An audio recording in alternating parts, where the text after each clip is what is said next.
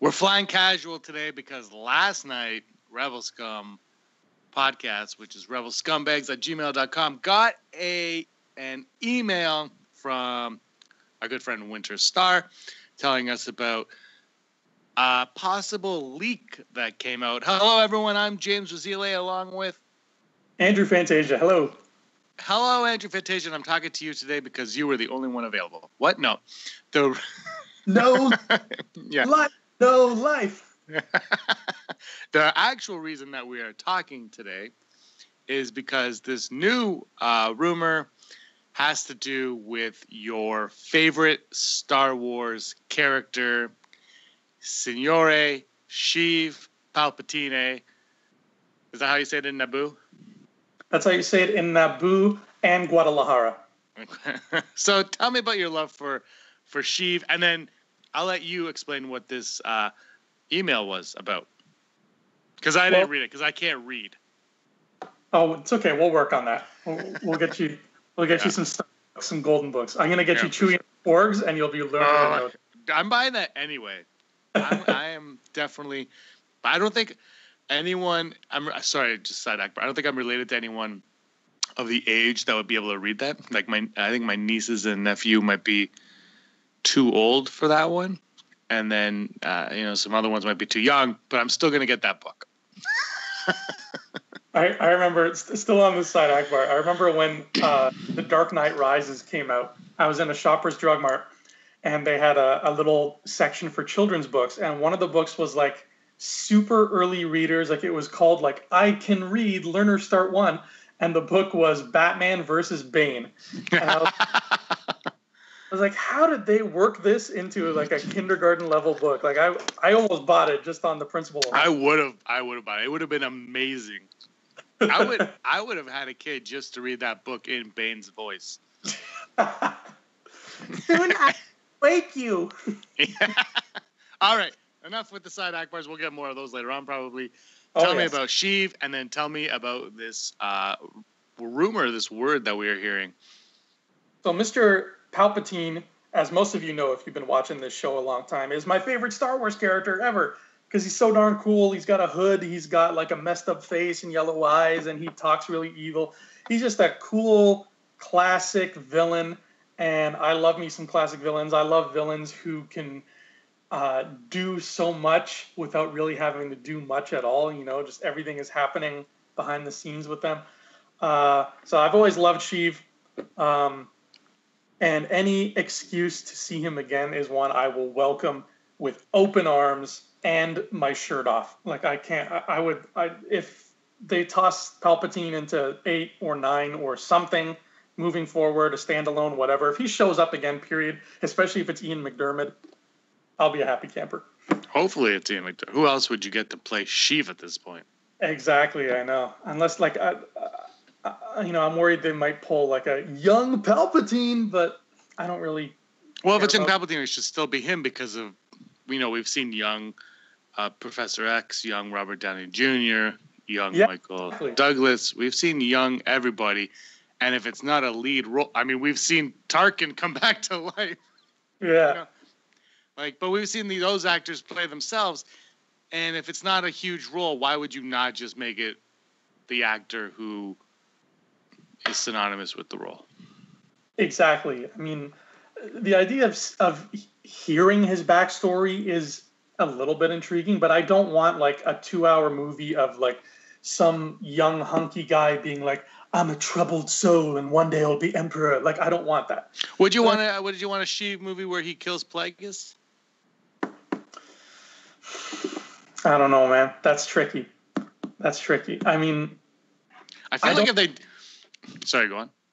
At this point, and maybe Han Solo will change my mind, but at this point, I don't want to spend a whole movie with a Palpatine who is not Ian McDiarmid. Yeah. Okay. And what were you going to say? I was just thinking if they do that, I feel like it would be more of like a Fantastic Beasts type. Story where they would go back and tell somebody else's story, but Sheev would be like and like maybe Plagueis would be a big bad, and then Sheev would kind of work his way up on the Plagueis ranks. But I think that they would focus on a hero more than the villain, and that would just play out as a side story, and everyone would be like, we gotta. But no one knows the Sith are around, so that would actually be a very boring story. Yeah. Or really cool because no one knows the Sith are around, but Jedi find out the Sith are around, and those Jedis have to die. That is true. That is very true. So, maybe like get around it that way. Who finds out is like Sifo Dyas, and he's like, I gotta order some clones for this. That's a backstory. I'm like, yeah. I don't know if I care if it's a movie, but a book or comic book, preferably for me. But yeah, something like that would be amazing. Anyway, so what did you think of this leaked image from our good friends at Lego? Yeah, so we got a Lego image here, and I'm staring at it right now, and we're not gonna post it for because we don't do that. Yeah. This is a podcast for audio, and you can look at us if you want.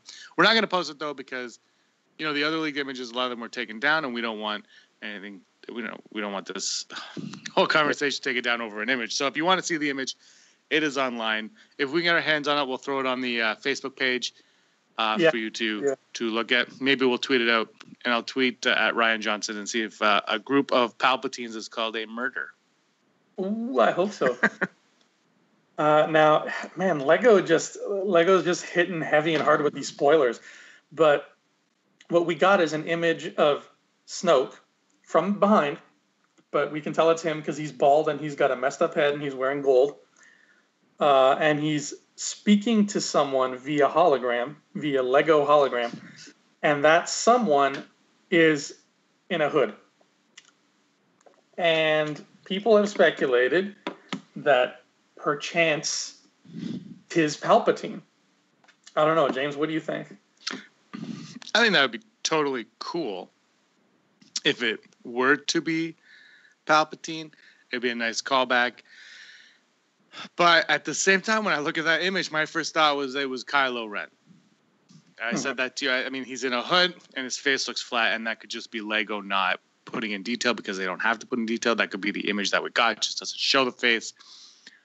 Maybe it is Palpatine, and maybe they digitally took out his face so you can't see that it's actually. But it's Lego, so all faces are flat. So I guess my point is moot.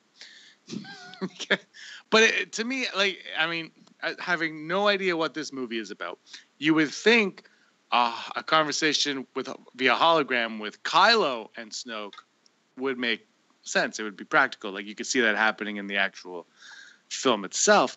If it is Palpatine, would you not think it would be one of those sentient things from all the books that he sends that is in the new Battlefront game? Do you not think that would be what Snoke would be talking to Palps through? Because Palpatine's definitely dead, right? Right. Yeah, I don't Great want. Answer. Good night, everybody. I don't want Palpatine clones and all that stuff we got in EU. No. But you're right. I mean, he's not the only dude rocking a hoodie in the Star Wars universe, not by a long shot. I mean, Kylo has the hood. We've seen in the new trailer that Rey has a hood now. Luke has a hood. That could be Luke. He could be. Oh my God! Imagine he's talking to Rey. I'm going to find you, girl, and she's like, "Do you know who my parents are?" It's still so up in the air who that is, but obviously, I mean, you heard me talk for the last 5 minutes. Obviously, I want it to be Palpatine, really badly. I want some Sheev action. I want him to. Maybe that's like a recording that is very, very old that Snoke has been watching over and over for years because he's trying to find something. Maybe it's like a. Maybe not like a last will and testament, but maybe like let's say it's a recording that he left for Vader at one point, and Snoke has a copy of it, and the recording alludes to something where like Palpatine could say like, Vader, in case anything happens to me at Endor, remember what I told you about the planet Crate, and then he just like leaves it at that. And Snoke could be watching this for the last 30 years, being like, what's going on with Crate, old man? What are you hiding there? Like something he's obsessed over. Well, based on your obsession with Palpatine, anything that you've read in the old EU, the new EU, the new you, that would hint at what, if this is actually Palps, that could hint at what that message could be. If it is not directed at Snoke or anyone in particular, if it's just a generic message, or is there anything that would hint in your eyes, other than what you just said, to what it could be? In the old EU, I mean, like I said, all he was really doing was cloning himself a million times. In the new EU, I would say it would probably hint to either an artifact that he's been looking for and he was like close to finding, kind of like imagine like this hologram is Palpatine's version of Henry Jones's Grail diary, and Snoke has the diary now, and he's like, okay, you were like 9/10 of the way there, Palpatine. Now let's finish this. Let's get to the canyon and let's get the Holy Grail. And it could be any number of things. It could be a weapon. It could be an old artifact from like the Sith days, Old Republic tie-ins, kyber crystals. I mean, we know we're getting lots of that. It could be information pertaining to this mysterious threat that the Chiss are worried about. It could have plenty to do with the unknown regions. New canon is full of possibilities in terms of what Palpatine was up to. So I got one for you. Let's hear it. What if this is a warning about Snoke? Oh. Palpatine is warning the Empire, should something happen to me, be careful of this evil threat known as Snoke. And Snoke has his hands on this. He's like, I am not going to let anyone see this. But the other part of the email we got from Winter Star said that Leia may also have access to this hologram. And that could explain how she knows a lot more about Snoke, and Han would know something about Snoke because she would probably tell Han or show Han or whatever. And then Snoke has it, and maybe this could be, Empire Strikes Back when Vader's talking to the Emperor. This could be the Snoke moment where Snoke is just watching this, and he's like, Snoke is, and it builds it builds him up, and he loves hearing it. He gets off on hearing the Emperor talk about how big of a threat this guy could be. And he watches it, and then, Kylo or Hux come in, and he has to turn off and be like, yes, of course. It's kind of like Spaceballs when he's got the action figures. But with the hologram. But it could be something like that. Or it could be, if it is in that direction, it could also be that he is not the Snoke that Palpatine is sending this word about, but he is, as you and Josh have alluded to, impersonating that threat, and this is how he gets the information to impersonate that. Right, that's a very good point too. And the whole edition now of Leia possibly seeing this hologram too gives more hope that what we saw in that Lego picture is not just a conversation with Kylo Ren, that it is in fact a hologram recording of Yor, because otherwise, Leia wouldn't have access to it if it was just like a holo Skype conversation. So if there is an old message from Palpatine that one or two people have copies of, that lights so many fires under my ass just in terms of possibilities. It gives me sort of like a ticking clock. Like both parties have this information now, and they're both racing towards the same point. Maybe one of them construes the information in a separate way. Maybe Snoke sees something in the message that Leia doesn't, and vice versa. And it's sort of gonna maybe even turn out to be like a good, the bad, and the ugly situation where one party knows where the name of the cemetery where the treasure's hidden, and the other party knows the name of the grave in the cemetery where the treasure's hidden, but nobody knows both. But do you think that's too similar to the Last Jedi Luke Skywalker plot? Last Jedi Luke Skywalker plot. And by Last Jedi Luke Skywalker plot, I mean the Force Awakens plot where they have to find the piece of the map to find Luke Skywalker. I was like, what the hell did I don't? I've been drinking heavily. I have had so much Jawa juice that it is ridiculous. That's what I mean. I mean the map in the Force Awakens. Because I've seen The Last Jedi, and I really think The Last Jedi's plot is very similar to the plot of The Last Jedi. I hope you're right. It is kind of similar now you bring it up, but I'm hoping that this would be more specific, whereas before it was just like here's a map, but a piece is missing. That one would be more like, I know A and D, but Snoke knows B and C. You know what I mean? Like it's a lot more specific. It's a lot more zoomed in on something. And especially if they're going to be looking at old Jedi temples, which we keep hearing rumors that they are. By the way, Side Akbar, Forest Tree going up at Galaxy's Edge, which is Star Wars land in Disney. They're putting up a forest tree. So is this...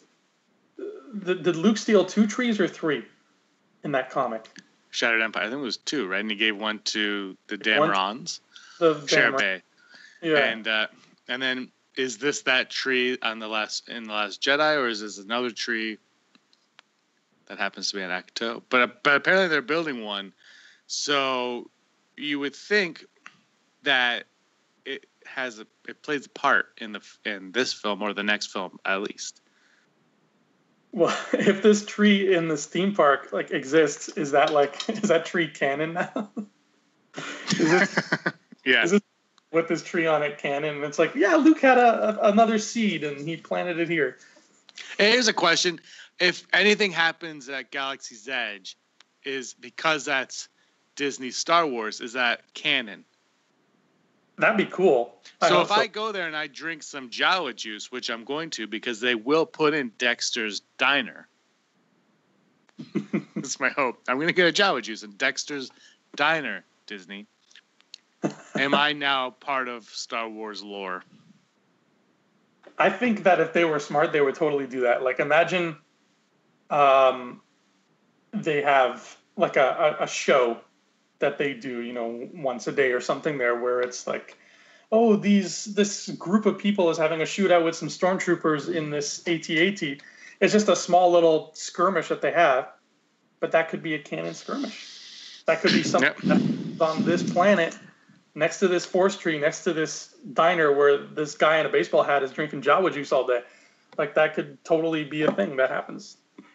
Definitely. We're going to have a conversation later on another show about why I hate canon. I don't hate it. I like when things tie together.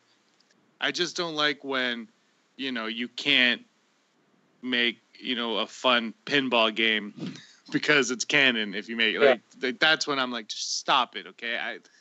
Chewie and the Porgs. Does that have to be canon? No, it's a children's book. Just be fun. Why can't it just be fun? Star Wars is fun. Just have fun. Side Akbar, Donald Glover, Hollywood Reporter. Hollywood Reporter? Is that There's an interview. I read it. It was really cool. You should check it out if you have not checked it out. Back to Leia and Snoke. Do you think Leia is gonna meet up with Snoke? Obviously, we heard that Boyega said that she has an amazing send off, which a lot of people are now thinking she will not be killed off. Obviously, but I'm more like a Paul Walker-esque type finale, I suppose. But do you think she's going to get an opportunity to meet Snoke in this one, or do you think that was never planned and that was episode 9? Was that, or maybe they were never going to meet? I always assumed that they would meet at least once. I mean, Leia was a bigger deal in the rebellion than Luke was, but we never got to see Leia interact with the Emperor, who is, for all intents and purposes, her sworn enemy. So, and really only Vader, the handful of times in the first movie.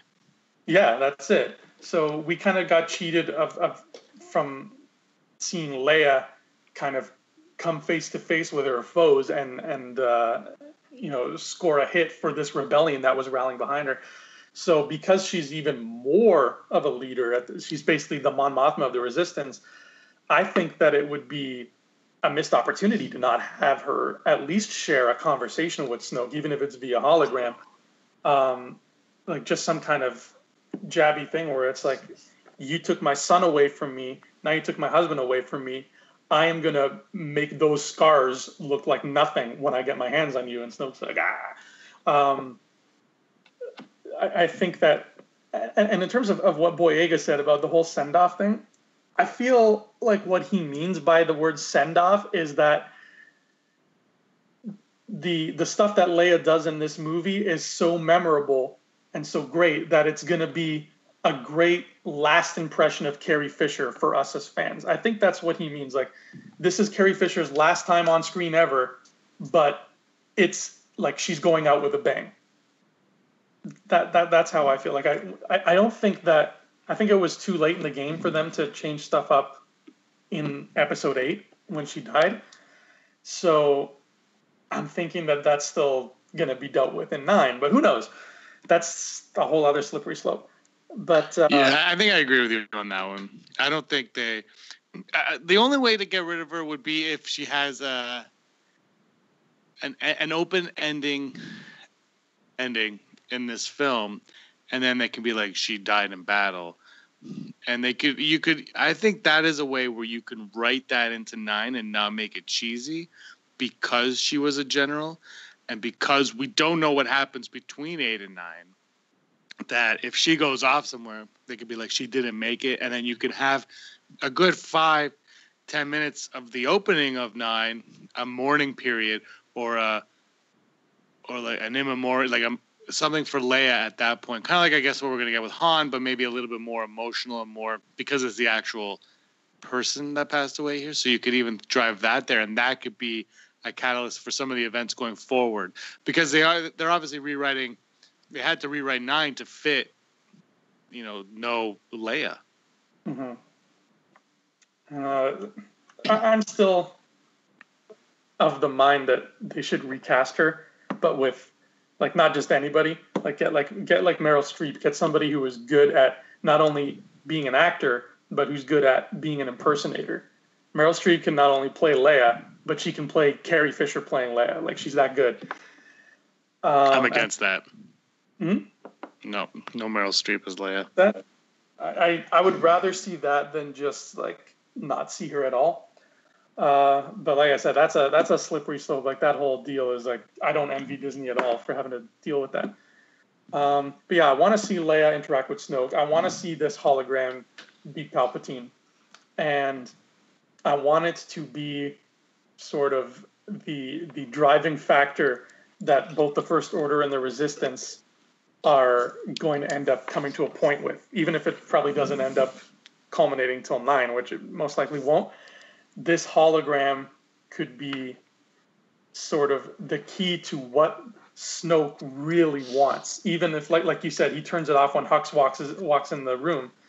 This might not even be something Hux is aware of. But what Snoke really wants, like deep down, is in what's in that hologram. Here's a thought. What if that's Luke? Like you said earlier, you mentioned it could be Luke. What if it is Luke? And what if he's talking to Leia via hologram? Because at some point he's like, I have to communicate with the Resistance and I have to let them know what's going on or something. I don't really buy that. But for argument's sake, let's go with it. But let's say he's also communicating with Snoke, and let's say that Snoke is in Luke's mind. As much as we are all like, Luke is the most powerful Jedi of all time, and this and this and that, he's still a person who can be manipulated. The Jedi, for thousands of years, were manipulated in a way, and like their order was being corrupted from the inside in a lot of ways. So, like, what if that is actually Luke, and he's being deceived by Snoke? Do you think that's a possibility? Like, as in, Snoke is not who Luke thinks he is. Not who Luke thinks he is. Yeah, I think that it's a very strong possibility that literally nobody but Snoke knows what Snoke really is. Well, he's Jar Jar. He's Jar Jar, but he hasn't told anybody that yet. And the kid that he befriended by the fountain has been killed and eaten. So, did you hear Andy Serkis, Entertainment Tonight, I believe it was, asked him what he thought the worst Snoke theory was? And he said that Snoke was Jar Jar was the worst Snoke theory. So he is not Jar Jar Binks. He's Dexter Jettster. Do you think Andy Serkis even knows? Yeah. You think he knows? I think if he doesn't know completely, he knows like 90% because he has to act. He needs to know enough to portray the character. Imagine if they're like, you're going to play Snoke. He's a big bad. He's like, okay, bring her to me. And then they're like, by the way, Snoke is actually Goofy. Like, what?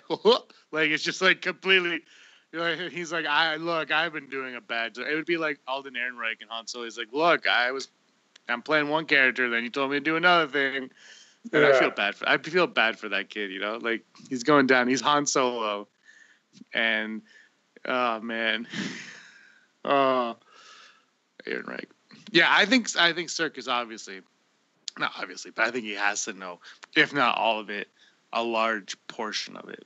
I would say that I don't think maybe, like Adam Driver might not know, No, absolutely. And I think it's cool. The idea of Circus being literally the only cast member who knows is a cool idea.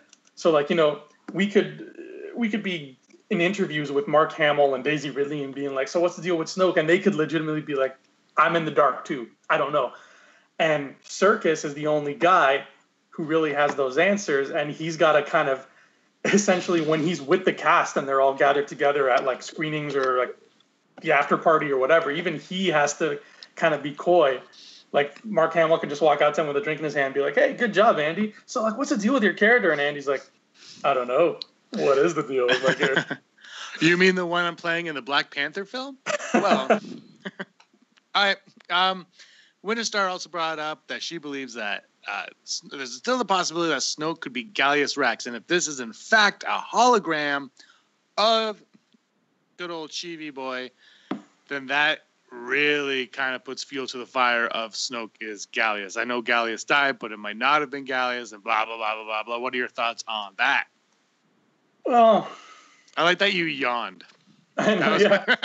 No. I'm just like, Gallius is... I'm willing to say he is a very dead man. He got shot a lot of times, which granted could vouch for those scars, but he got shot a lot of times. I don't know if you've seen The Godfather, but you can get shot 6 times and not hit any major artery and survive. So. That is true, and still stand. Yeah. Sonny took that like a boss.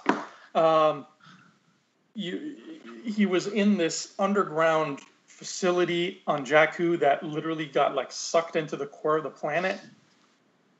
So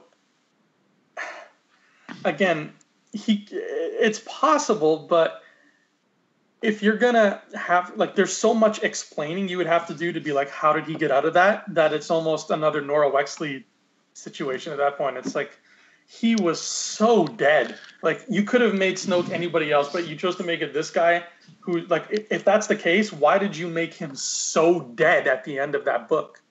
Why not just leave it a little bit more ambiguous?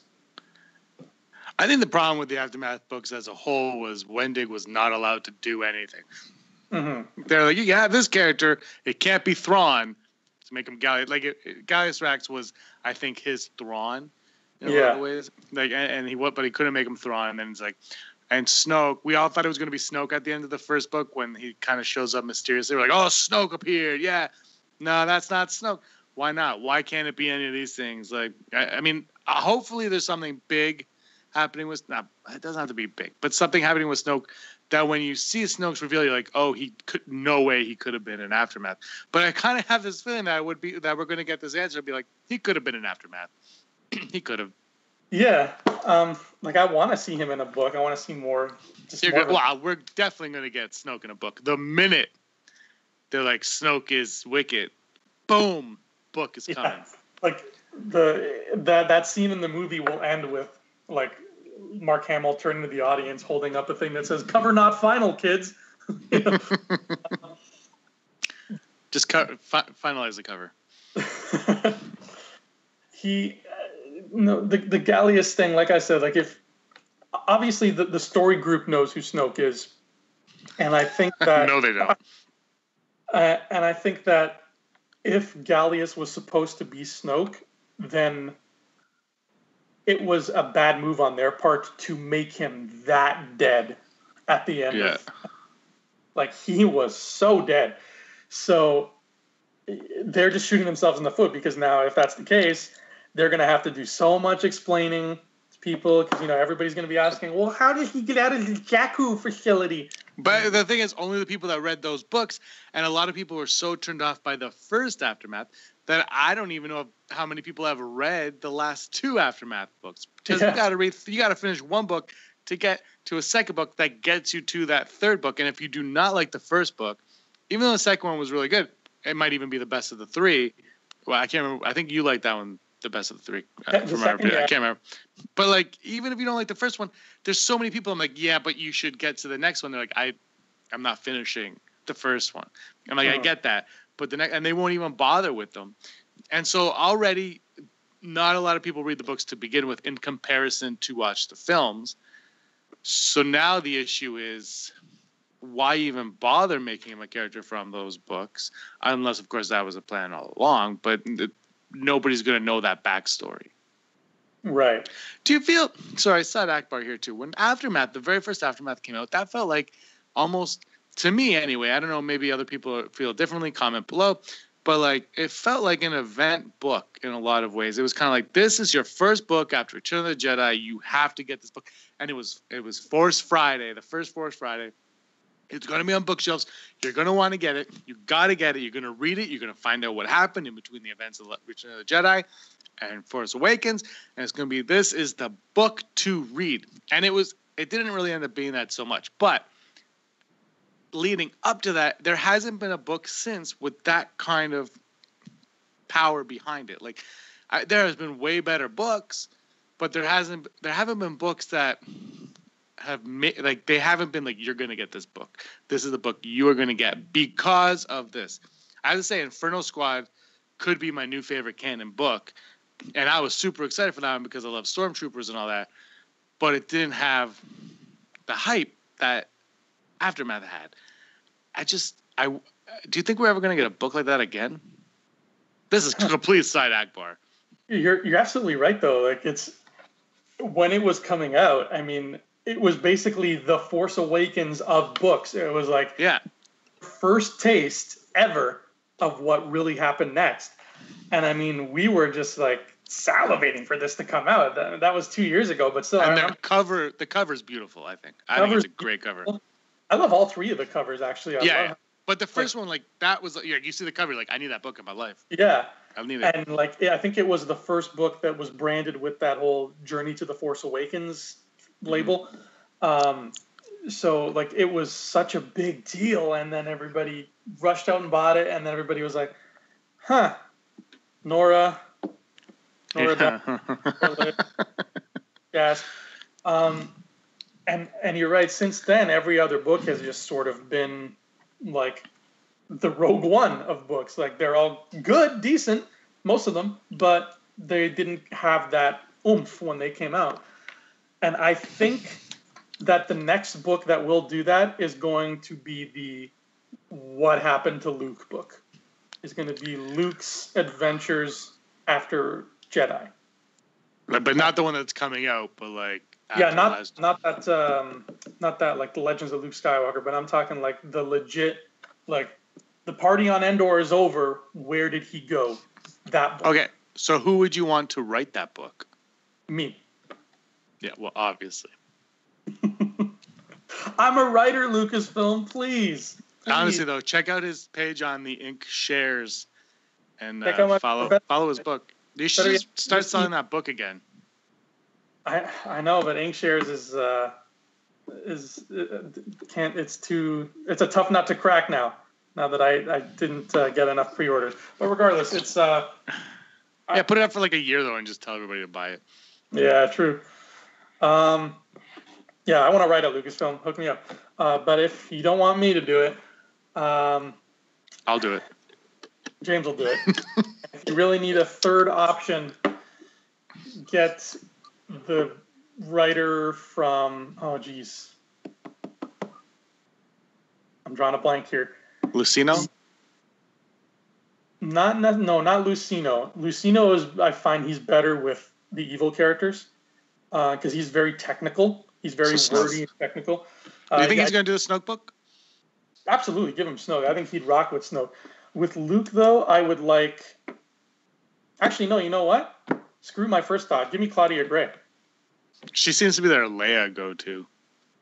She's a Leia go-to, but I think she can do heroes really well, and she also seems to really be good at any story that fills in a blank. She's good at that. You like Dark Disciple, no? Yeah, Dark Disciple was pretty good.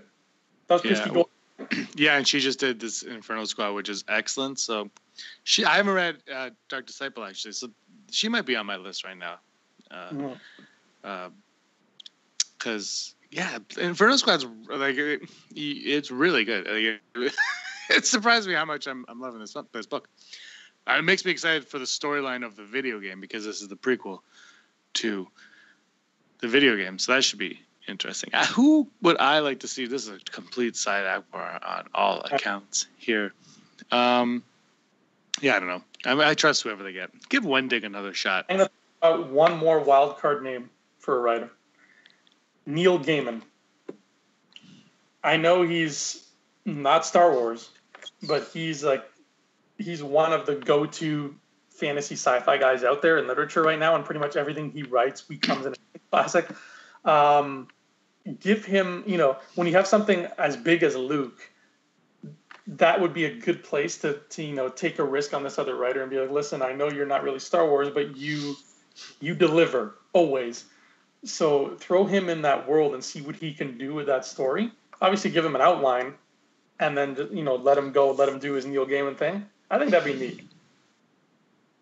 Okay, I'm down. I'm gonna read whatever they send me. So not that they send me, like whatever they throw at me, because they don't send me anything. Yeah, I have to pay for everything, which is fine. I don't have a job. Buy my book. His book. That's how I make an income. I haven't got a paycheck from that book yet. Anyway, so Snoke, Leia, holographic image. Let's do and never tell me the odds. Quickie, never tell me the odds. That's a graphic that just came up there. You didn't see it because it doesn't exist. What are the odds of that scene taking place in The Last Jedi? 99%. Wow. This is my glasses cleaner that I just threw in my little paper thing. I have that too. 99%. Do go on, please. Well, that's extremely high. Of it taking place in The Last Jedi. Yeah. Snoke and Leia looking at a hologram of Palps. Oh, of Palps, specifically Palps. My bad. Palpatine. Let's track that down a little bit, but I'm still hopeful. I'm gonna go with 69%. Okay. Because I'm gonna go 65. 65 is good too. I think that I would make it that high because we know that Lucasfilm is aware of how much love there is for an Obi-Wan movie. We know that they know. So I think it's safe to say that Lucasfilm also knows that everybody would dig another look at Palpatine, at Ian McDiarmid's Palpatine. Yeah, so, I agree. Yeah, and it's a good way to tie this one to the original trilogy and the prequel trilogies, which they, with depending on whatever he says is really what matters. It's not his appearance. He can appear in the movie all he wants as a hologram. If he doesn't say anything, it has no impact on anything. It's whether or not what he says has any kind of impact, and that I think would be super cool to see. It would be very much fan service, I would think. But at the same time, Force Awakens was very much fan service, and The Last Jedi sounds like it might not be fan service. So if you're going to tie a little piece of fan service in there, why not put that as your fan service? Exactly, and it's the second movie in the trilogy. And you know what else was the second movie in the trilogy? Empire Strikes Back. And what did that have? A hologram of Palpatine. Boom, Illuminati confirmed. All right, Andrew, where can everybody find you at? You can find me wearing my tinfoil hat right here in my house. And you can find me on Facebook at Andrew Fantasia. And not Twitter, because he will not tweet you back. You can find me on every form of social media at Petzafina. It's PEZZZ, whatever you want to say, AFINA. And you can kick my butt at Battlefront on the PlayStation 4.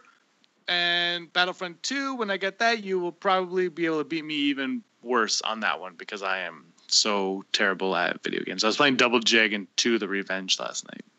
So that's where I am on video game playing. I played Double Dragon 1 the night before, and then last night I played Double Dragon 2, The Revenge. Those are hard games, James. Don't beat yourself up if you can't win those. Oh, I've never beat them, and I don't plan to. I just plan on playing some levels, and then I didn't realize how much Double Dragon 2 is the exact same game as Double Dragon 1, just with more color. Anyway, it's a lot of fun. Today I'll be playing Pod Racer Revenge because I like to play games with revenge in the title. That's how it goes. Anyway, thanks a lot, guys. This has been Flying Casual. It's been a lot of fun. I Rebel this Saturday. Woo! It's the end of season 1 we're going to talk about. All right, guys. See you next time. Adios. The force of others be with you. Always. Hey scumbags, thanks for watching. Don't forget to give us a thumbs up on our video. As always, please subscribe to our YouTube channel, Rebel Scum Podcast, for all the latest videos.